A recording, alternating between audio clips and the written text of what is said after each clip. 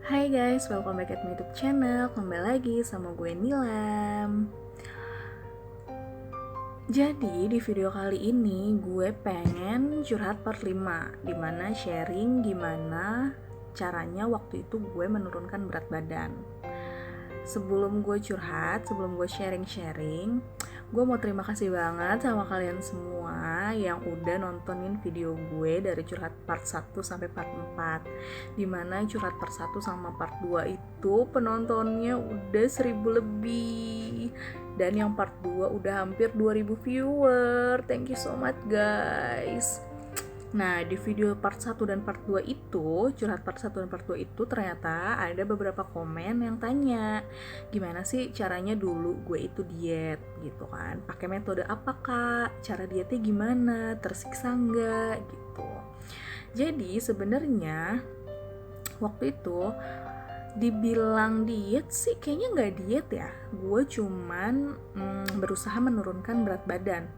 Jadi gue nggak terfokus kayak kalau gimana sih bahasanya ya, kalau dia tuh kan kayak kita kan kayak yang niat banget gitu kan, mengurangi makan, ganti jadi nasi merah, olahraga gitu-gitu kan, biar berat badan kita tuh turun gitu.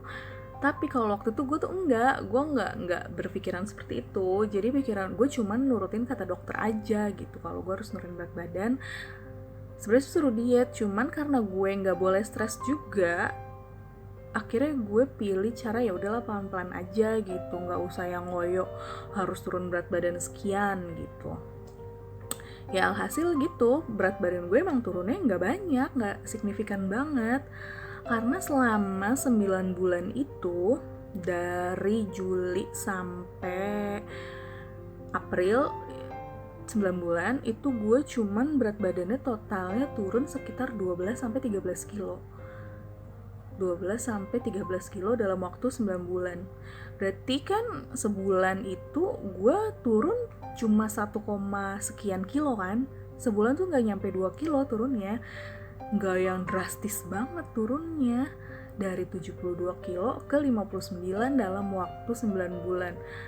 Kalau misalkan diniatin diet, orang yang bener-bener diet sih lebih banyak dari itu sih turunnya. Cuman karena gue orangnya ya udahlah, nggak usah pusing, nggak usah stres buat nurunin berat badan. Yang penting gue ikutin kata dokter aja, makanan dijaga, makanan dikontrol gitu. Dan ternyata dengan gue ngikutin kata-kata dokter itu, ya berat badan turun dengan sendirinya gitu. Walaupun lama emang, nggak banyak turunnya gitu. Dan waktu itu gue juga nggak ngimbangin sama olahraga, makanya pas banget turunnya itu udah kelihatan turun, ya badan gue agak bergelambir gitu guys. By the way, sorry banget ini bikin video malam-malam mau tidur, muka udah nggak bagus banget buat dilihat, tapi nggak apa-apa lah ya, buat sharing-sharing aja sama kalian yang udah setia nontonin video aku. Nah, jadi yang pertama itu dulu itu gue menghindari makanan yang ber-MSG. Sebisa mungkin gue makan makanan tanpa MSG. Gimana caranya? Ya pertama yaitu selalu bawa bekal dari rumah. Kalau misalkan kita masak sendiri, nggak masak sendiri sih, dimasakin sama nyokap gue. Maksudnya kalau kita masak sendiri, masak di rumah gitu kan kita bisa kontrol kan, nggak usah pakai MSG gitu. Jadi rempah-rempah yang dibanyakin, rempah-rempah yang dominan gitu kan. Jadi rasanya ternyata nggak seburuk yang gue bayangkan gitu. Makan tanpa mecin, makan tanpa penyedap rasa, ternyata nggak seburuk yang gue bayangkan kalau misalnya rempah-rempahnya emang banyak gitu. Itu pertama, mengurangi MSG. Bawa bekal terus ke kantor. Dan misalkan jajan di luar pun sebisa mungkin kalau misalnya bisa gue request jangan pakai MSG, jangan pakai vetsin, jangan pakai mecin lah, itulah whatever namanya, banyak banget. Sebisa mungkin sih kalau bisa request, gue bakal request nggak pakai itu gitu. Terus tapi bukan bukan berarti gue nggak makan sama sekali ya, pasti makan karena pasti ada cheatingnya juga lah. Kalau misalkan lagi pengen makan junk food ya makan pasti kan itu mengandung MSG, pengawet bla bla bla kan. Nah, kedua itu mengandung pengawet, sebisa mungkin menghindari makanan yang berpengawet. Contohnya kayak gimana? Contohnya tuh kayak misalkan dulu suka banget makan saus, ya kan, saus sambal gitu, saus sambal. Nah, semenjak berniat menurunkan berat badan, gue sebisa mungkin mengurangi dan menghindari saus sambal. Kalau misalnya pengen pedas, ya udah bikin sambal aja. Atau misalkan kayak pengen makan gorengan gitu, ya pakai cabai aja gitu, nggak pakai saus gitu. Ya pedesnya dari sambal atau dari cabai yang cabai rawit itu, tahu kan kalau kita makan gorengan kayak gitu. Terus yang ketiga itu mengurangi gula, benar-benar mengurangi gula.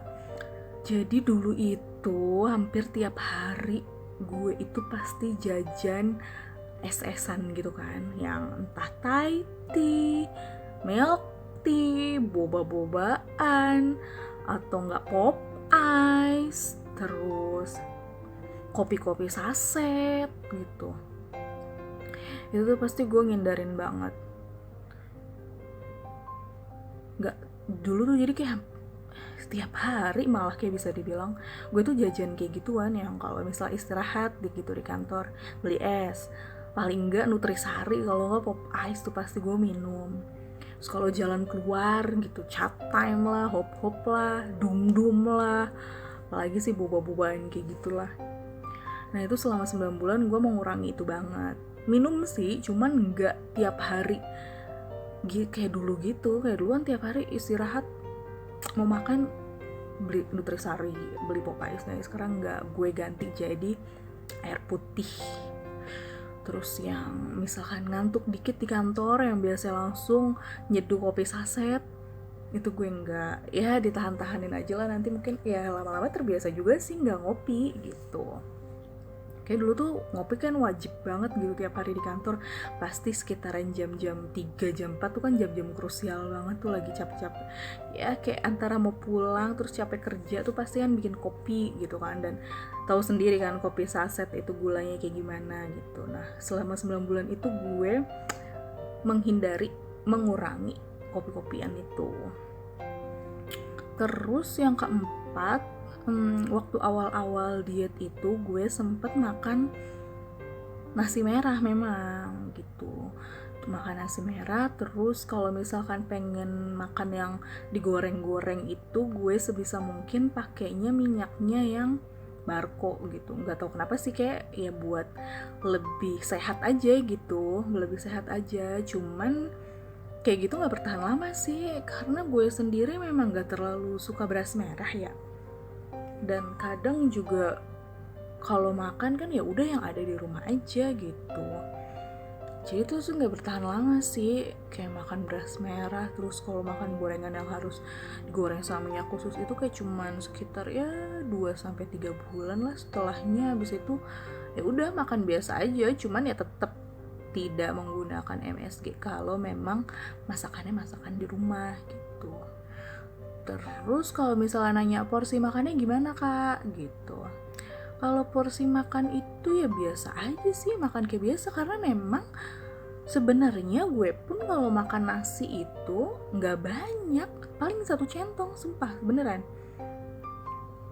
Dan gemuk itu mungkin karena gue sering jajan kali ya, cemilan gitu, bikin gue gemuk sih sebenarnya. Tapi kalau untuk makanan biasa, makan nasi gitu biasa sehari 3 kali ya biasa aja sebenarnya. Porsi gue nggak yang porsi jumbo gitu, enggak gitu.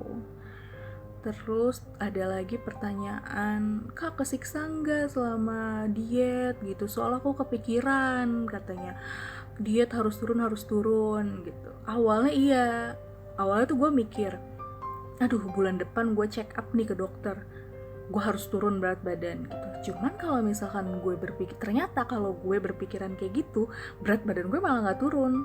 karena gue stres gitu kan, kepikiran harus turun. Tapi lama ya udahlah, turun kayak enggak kayak kan. Kalau misalkan kita mau periksa ke dokter kan kayak dicek dulu kan berat badan, tinggi badan, tensi gitu. Nah waktu itu kan gue memang harus cek ke dokter kan sebulan sekali. Nah sebulan sekali tuh jadi tiap bulan gue cek ke dokter tuh gue mikir gue harus turun gitu kan, biar di catatannya tuh gue ada riwayat turun. Tapi ternyata kalau gue pikirin kayak gitu, berat badan emang gak turun gitu. Jadi ya udahlah, dibawa santai aja. Nah ternyata setelah gue bawa santai, nggak dipikirin, akhirnya turun dengan sendirinya. Walaupun garis bawah ya, walaupun nggak sebanyak itu turunnya, tapi yang penting gue udah berusaha gitu. Karena kan kata dokter kan pola makan kita kan, pola makan juga yang bisa menimbulkan ada kista, ada miom gitu kan di tubuh kita gitu. Ya udah, jadi waktu itu fokus gue cuman di jaga makan, bukan diet. Jadi pikiran gue waktu itu jaga makan aja, bukan diet. Kalau gue pikirin diet, ya itu bakalan stres sendiri gitu. Ya udah, jadi kayak jaga makan, jangan MSG, jangan berpengawet, mengurangi gula. Terus yang keempat juga menghindari makanan-makanan instan. Nah selama 9 bulan itu, percaya gak percaya, gue itu sama sekali gak makan mie instan. Itu pokoknya tuh mie instan tuh enggak banget. Selama 9 bulan tuh gue gak makan yang namanya mie instan, Indomie, Super Mie, Sari Mie lah gitu. Enggak makan sama sekali, beneran sumpah. Jadi terus kalau pengen makan mie gimana kak? Ya kalau misalkan pengen makan mie ya gue tinggal beli mie ayam, beli bakmi gitu. Tinggal request deh, nggak usah pakai MSG, nggak usah pakai mecin gitu. Sama aja mie juga. Nah kalau misalkan bakmi gitu kan, mie ayam gitu kan, mie-nya kan mie fresh ya, bukan mie yang berpengawet, yang dikemasan gitu. Gimana sih ngejelasinnya, bingung. Wah ngerti lah kalian pasti kan. Maksudnya masa expirednya nggak sepanjang mie instan. Jadi ya gue sih mikirnya waktu itu lebih baik gue makan mie ayam, lebih baik gue makan bakmi daripada gue makan Indomie, daripada gue makan Sari Mie gitu. Jadi ya kalau pengen makan mie ya tinggal beli mie ayam aja gitu. Tinggal request deh, nggak usah pakai saus, nggak usah pakai mecin, udah makan mie gitu. Nggak dipikirin, nggak bisa makan mie ya kan. Terus yang instan lagi tuh junk food gitu juga ngurangin sih. Makan cuman ya sesekali gitu, nggak sesering dulu gitu. Ya itu, dengan pola makan yang seperti itu, dengan pola makan yang kayak gitu, dengan sendiri berat badan gue turun tanpa diembel-embelin dengan kata-kata diet. Gitu aja sih sebenarnya. Kalau ada yang kurang jelas nih dari sharing-sharing gue ini, mungkin ditanyain lagi aja kali, nanti gue balas di komen seperti biasa gitu. Jadi yang buat kalian yang lagi mengidap kista atau miom dan disarankan diet sama dokter, nggak usah pusing, nggak usah dijadiin beban, nggak usah dipikirin, jalanin aja seperti air mengalir. Yang penting pola makan kita dijaga, pola makan kita diganti menjadi lebih sehat, gitu aja sih. Nggak usah mikir yang diet ketat, nggak boleh makan ini, nggak boleh makan itu, terus makannya harus sedikit gitu. Nggak usah deh, kalau menurut gue pribadi sih kayak nggak usah gitu-gitu juga gitu, karena itu nanti kalau kitanya nggak nerima dengan proses itu, kitanya stres sendiri gitu. Jadi mendingan dijalanin aja gitu. Apa sih, bingung. Jadi ya apa maksudnya, kayak nggak usah dipikirin gitu. Ya udah, yang penting kita udah dapet nih poinnya, kalau kita harus mengganti pola makan. Jangan yang terlalu ber-MSG, jangan yang terlalu mengandung banyak gula, jangan yang terlalu mengandung banyak pengawet, karena kan kayak gitu-gitu bikin ya itu, menimbulkan kista dan miom-miom itu tuh kita gitu. Apalagi ya, terus Ya gitu aja sih sebenarnya dulu. Diet gue itu cuman kayak gitu. Sorry, bukan diet, mengubah pola makan gitu. Terus kalau ada yang nanya, Kak tetap makan goreng-gorengan nggak gitu? Tetap sih, waktu itu gue tetap makan gorengan sih sebenarnya, beli di abang-abang sih tetap, cuman emang gak sesering itu gitu. Terus makanan yang digoreng-goreng, ayam goreng gitu-gitu tetap sih makan sih, nggak berubah gitu aja sih. Ya udah, pokoknya kalau emang yang ada yang mau ditanyain di komen aja, nanti aku replay. Kalau misalkan emang yang nanyanya banyak dan topiknya sama, mungkin kalau lagi sempat nanti aku bikin videonya gitu biar semua jelas. Ya misalnya biar semua bisa tahu dengan ngomong langsung kan gini kan enak kan, dengerin langsung gini kan enak kan gitu. Ya udah deh, sampai sini dulu deh videonya karena udah malam, mau tidur juga kan.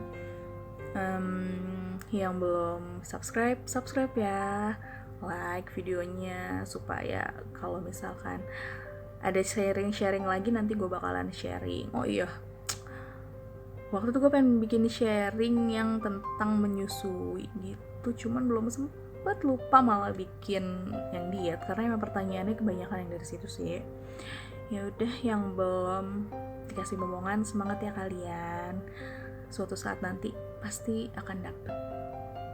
Percaya aja, jangan patah semangat. Yang penting kita usaha, karena kalau menurut gue kalau cuman berdoa tanpa usaha kayaknya sia-sia gitu. Semua pasti harus dilandaskan dengan usaha gitu. Suatu saat nanti kalau memang kalian memang udah dikasih kepercayaan, walaupun kalian punya miom, kalian punya kista, pasti bakalan dikasih momongan sih. Nggak usah patah semangat. Yang penting usaha, terus usaha, periksa, terus jaga pola makan, gitu-gitu sih. Kalau dari dalam diri kita yakin bakalan suatu saat nanti kita akan kasih momongan, pasti kasih momongan. Ya udah, sekian dulu video dari saya. Bye, sampai ketemu di video selanjutnya.